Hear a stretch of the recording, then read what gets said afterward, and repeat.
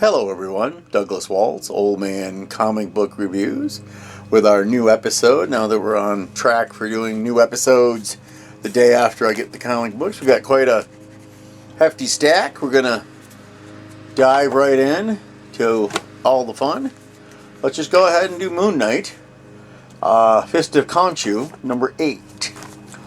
So it's called Dragon Slayer. Writer's Jed MacKay. The artist is Demalia Pramanik. If you can hear the lawnmower, I apologize. Everyone's mowing their lawn.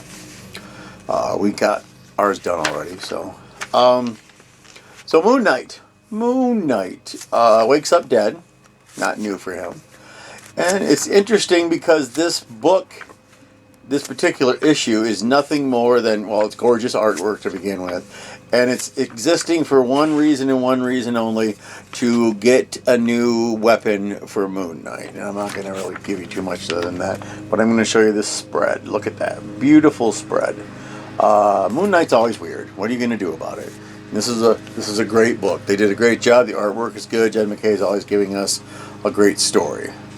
Here we are, issue 3 of Mothra, Queen of the Monsters. Now Mothra, this is here we go. Story by Sophie Campbell, art by Matt Frank and Sophie Campbell. And they have a caterpillar. The new Singing Twins have a caterpillar version of Mothra that they need to get her going so she can help save everyone. So, very interesting idea. I want to just show you, because they sing a song. I really wish there was some kind of a cue somewhere so we could hear what it sounds like. But they used a giant spread again. We'll show you this. And I love how fuzzy Mothra is in this book. This is number 3.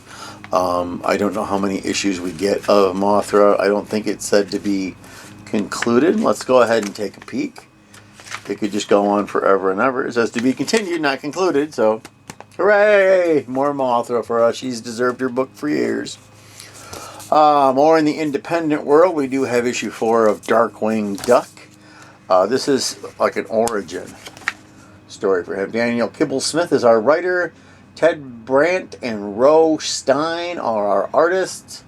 And we get a bunch of the classics. Steelbeak, Lilliput Goonie, who talks to ants, and Quackerjack. Like, I guess it would be their version of maybe the Joker. So, yeah, just a prequel kind of thing where he's trying to find his nemesis. Darkwing Duck. Let's get dangerous. Alright, issue 3 also of the Herculoids. I watched this when I was a kid. Herculoids is my favorite. You got the coolest monsters. You got the family that lives with the monsters. They are all a family. Tom Snigoski is our writer. Craig Russo is our artist. And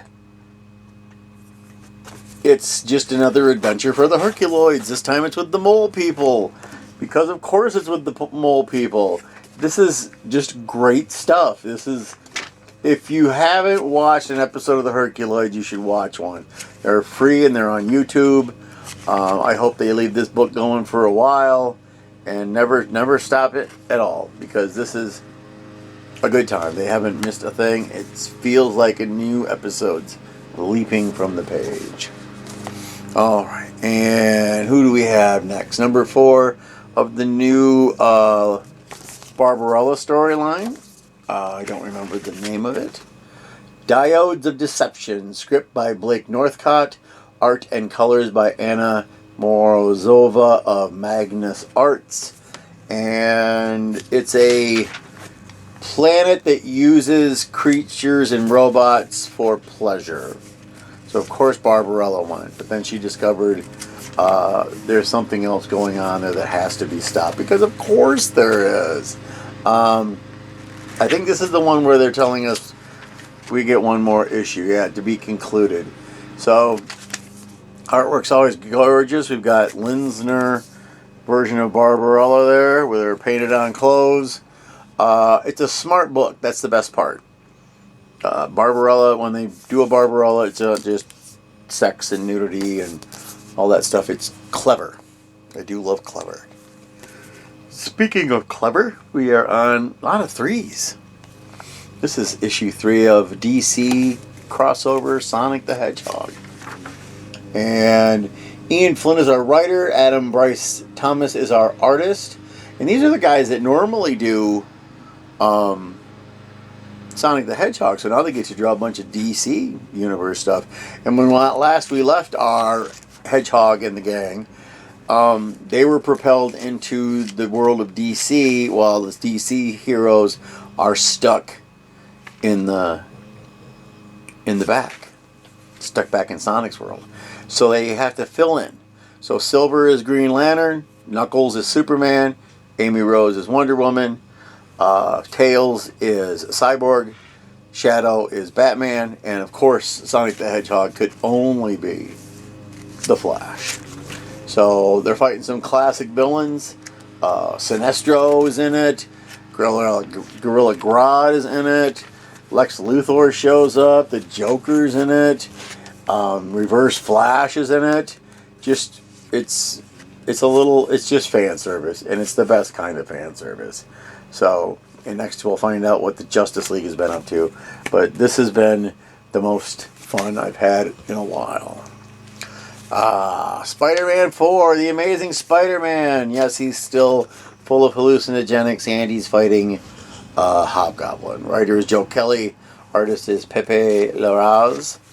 I hope I said that name right. So he's trying to find out why the Hobgoblin is trying to give everybody anxiety. And he keeps going through a massive mind trip in his flashbacks. And here's another one of these, which is interesting, to say the least. Just the way it does everything.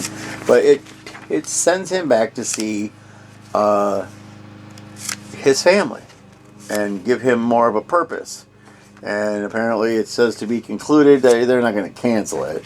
They're just going to conclude this storyline. So it'll be a 5-issue arc, because that will fill a trade paperback.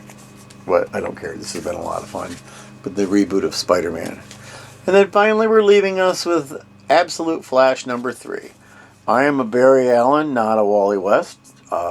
This is not the Wally West that I'm used to. So it's a little better, I guess. And if you see the little blue monkey on his shoulder, because they like to change things up, that's Grodd. He's a different kind of Grodd. He's actually very sweet, which I think is fun. I love the artwork.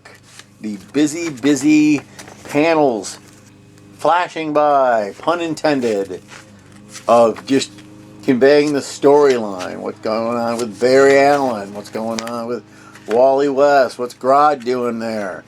Let's find our peeps who did this for us. Here we are. Jeff Lemire is the writer. Nick Robles is the art and did the cover. And it's Wally's journey into being the Flash.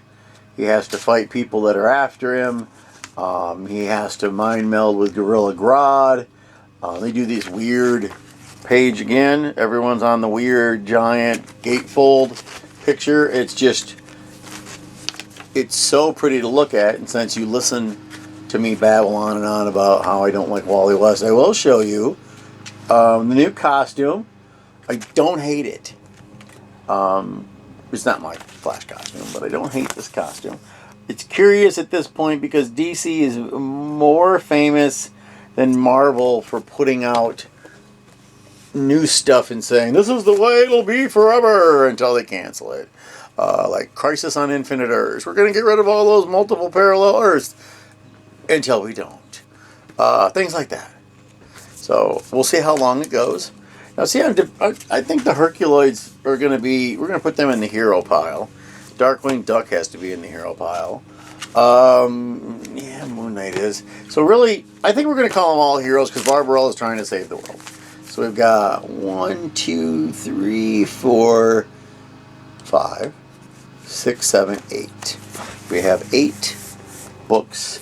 Nothing but heroes this week, folks. So here we are. We're going to have a little talk about you reading comic books. Because people are like, well, it's all superheroes, Doug. Well, yeah, it sort of is, but Barbarella's science fiction. Mothra is a kaiju. Darkwing Duck and Herculoids are cartoon based. Sonic the Hedgehog is a video game with DC. And then there's a couple of superheroes. Spider-Man, Flash, where they're retooling things, getting their feet on the ground so they know what they're doing.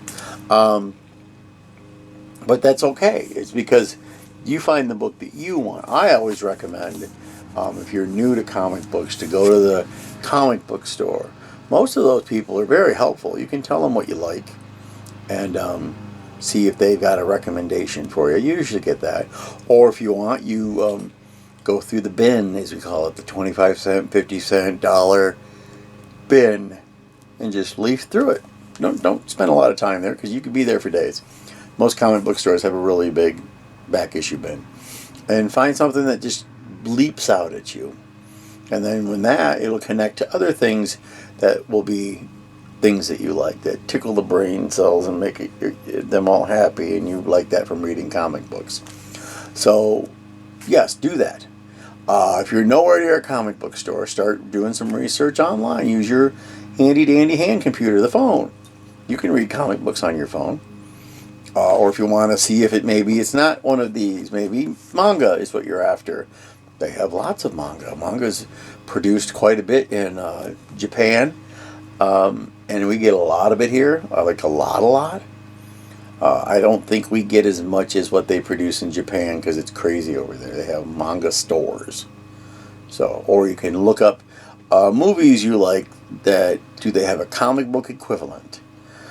There's people who, the older nerds like myself, where you see stuff like Transformers and G.I. Joe and all these things that were Saturday morning cartoons. I mean, Darkwing Duck I think he was a daytime cartoon for the Disney block of cartoons on ABC. I'm not sure. I don't remember. Herculoids was older than that. Herculoids was when I was little, when Herculoids came out. It was still, I saw that and was like, what am I looking at? Just awesome stuff. And when they bring it back, it just makes your brain happy, which is, and it's good to read. Comic books, just because there's pictures doesn't mean there aren't any words. Comic books carry as many words as a good short story or more, depending on who's writing them. And so, with that being said, we've decided that it's all superheroes this week, and that happens sometimes. And I would like you to find that book that you like. Put it in the comments if you want. I love to read comments. I don't get a lot, but we build up a few extra people on the subscriber list. So if you haven't subscribed and you want to subscribe, you can hit that button. The subscribe button, the like button, I guess is what they say also. That being the old man.